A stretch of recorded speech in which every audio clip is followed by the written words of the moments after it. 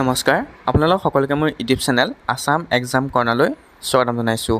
Cotton ইউনিভাৰ্চিটিৰ যি CUET mail list আছিল CUET UG যি মেইল লিষ্ট আছিল মেইল লিষ্টসমূহ ইতিমধ্যে পাব্লিছ হৈছে, হয়তো আপোনালোকে ডাউনলোড কৰিছে স্মাৰ্ট পৰ্টেলৰ পৰা। তেওঁলোকে এডমিশ্যন ডেট ঘোষণা কৰিছে 12 আৰু 13 আগষ্টৰ দিনা। 12-13 আগষ্টৰ দিনা আপোনালোকে এডমিশ্যন ল'ব লাগিব। 12 তাৰিখে BSc BCA আৰু 13 তাৰিখে BA 10টা বজাৰ পৰা হ'ব KBR হল কটন ইউনিভাৰ্চিটি।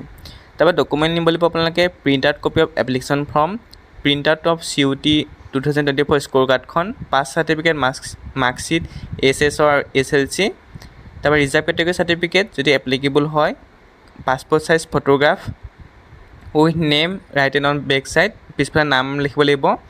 তাৰপিছত এজ প্ৰুফ চাৰ্টিফিকেট নিব লাগিব, গেপ থাকিলে গেপ চাৰ্টিফিকেট নিব লাগিব, আৰু যিসকলে EWS কেটেগৰী কাৰণে দিছিলে তেওঁলোকে EWS চাৰ্টিফিকেট নিব লাগিব, আৰু যিসকলে ফ্ৰীকৈ এডমিশ্যন ল'ব বিচাৰে তেওঁলোকে ইনকম চাৰ্টিফিকেট নহ'লে ৰেচন কাৰ্ডখন লৈ গ'লে হৈ যাব।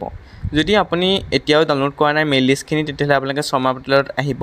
মেইল লিষ্ট ছেকশ্যনত আহি আপোনালোকে এনেকৈ মেৰিট লিষ্ট দেখিব, CUET ৰাউণ্ড 1 তাত ক্লিক কৰিব। ক্লিক কৰাৰ পিছতে আপোনালোকে কি কৰিব, তললৈ স্ক্ৰল ডাউন কৰিব।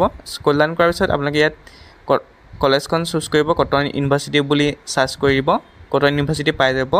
তাৰপিছত তললৈ স্ক্ৰল ডাউন কৰিব। তললৈ স্ক্ৰল ডাউন কৰাৰ পিছত দেখিছে মেৰিট লিষ্ট। আপোনালোকে মেৰিট লিষ্ট ছেকশ্যনত আপোনালোকৰ চায়েন্স হ'লে চায়েন্সত ক্লিক কৰিব, আৰ্টছ হ'লে আৰ্টছত ক্লিক কৰি আপোনালোকে মেৰিট লিষ্টবোৰ ডাউনলোড কৰিব পাৰিব। মই বেচেলৰ অফ আৰ্টছত দেখুৱাই দিছোঁ। এইখন দেখিছে CUET ৰাউণ্ড 1ৰ আপোনালোকৰ মেৰিট লিষ্ট, প্ৰত্যেকটো ডিপাৰ্টমেণ্টৰ দিয়া আছে। আপোনালোকে চাই ল'ব আপোনাৰ নামটো আছে নাই।